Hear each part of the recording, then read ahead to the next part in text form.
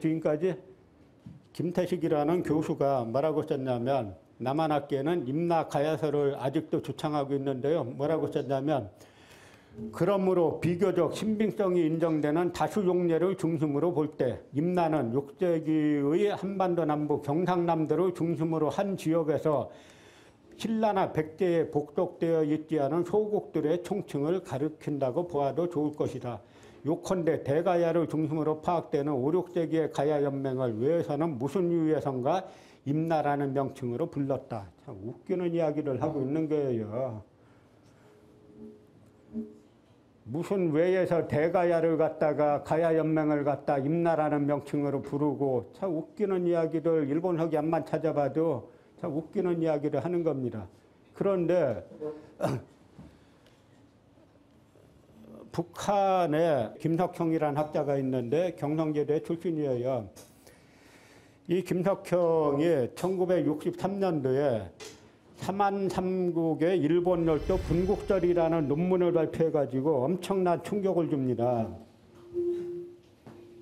우리는 서부 일본 북교수, 기비, 기네 야마토 등지에 백제, 가라, 임나, 신라 계통 소국들이 존재하였으며 이 소국들도 백제, 가라, 신라라고 칭하였을 것을 상기할 필요가 있다. 그러니까 일본 서기에 나오는 고구려 백제, 신라, 임나 이런 것들은 삼국사기 삼국유사에 고구려 백제, 신라, 가야, 임나가 아니라 이쪽 사람들이 고구려 백제, 신라, 가야계 사람들이 일본 열도로 진출해가지고 세운 소국들이다. 소국의 이야기를 일본 서기에 써놓은 거다라는 이야기입니다. 이 김석형이라는 학자가 역사서를 어떻게 처음부터 끝까지 다 거짓말로 쓰겠느냐. 이 역사서도 사실을 반영한 것이지 쓸 수 있지 않겠느냐라고 하다 보니까 분국설이라는 걸 제기하니까 일본 학자들도 이게 맞는 것 같다라는 분위기가 상당히 퍼졌죠. 그래서 가장 중요한 거는 임나에 대해서 가장 중요한 거는 위치가 어디냐 하는 이야기예요. 그래서 한반도 남부라고 주장하는 사람들은 전부 다 식민사학자라고 해도 변명할 말이 없어요. 이게 한반도 남부라고 임나가 한반도 남부에 있다라고 처음으로 주장하기 시작한 게 메이지 시대 때 일본군 참모본부예요. 일본군 참모본부에서 임나 고고 같은 책을 써가지고 임나가 가야다라고 주장을 하기 시작했습니다. 왜냐하면 그래야 한반도 한국을 점령했을 때 무조건 침략한 게 아니라 우리 과거사에 옛 땅을 찾은 것이다라고 주장할 수 있기 때문에 그렇게 했던 이야기인데요.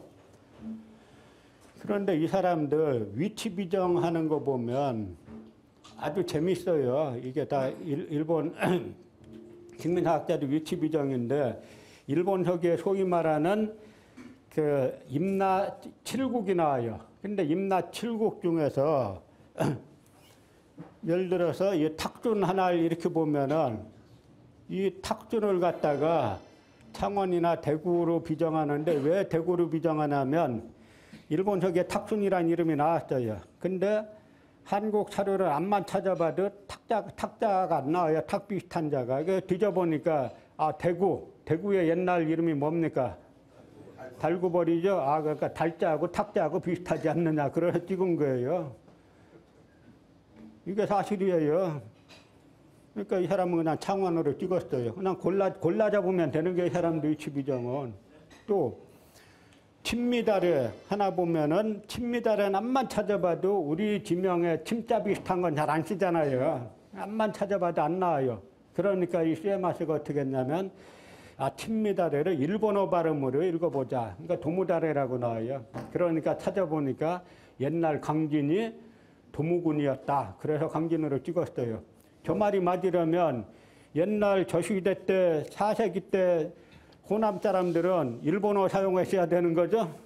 그러니까 발음으로 사용하잖아요. 이따위 논리가 지금까지도 통하는 거예요. 이 북한 학자들 입장에서 남한 학계를 바라볼 때 이 사람들이 어떻게 바라보겠는가. 북한이 가난하잖아요. 그런데 남한 상대할 때 보면 이 사람들이 그냥 위에 있는 것처럼 하잖아요. 그게 그냥 허세일까? 이 사람들 역사관에서 나온 것이 아닌가라는 생각이 여러분 안 드세요?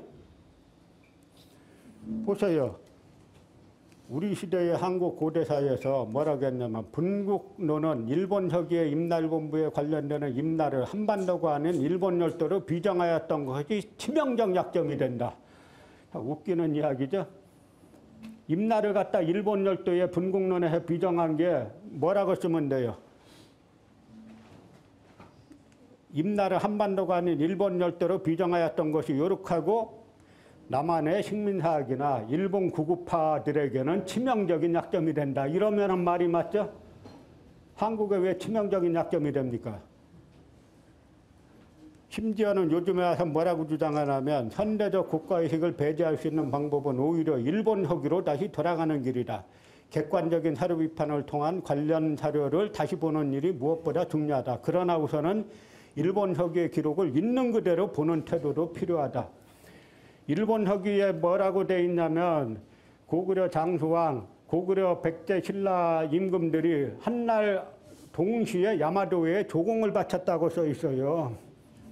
그대로 보자는 거예요.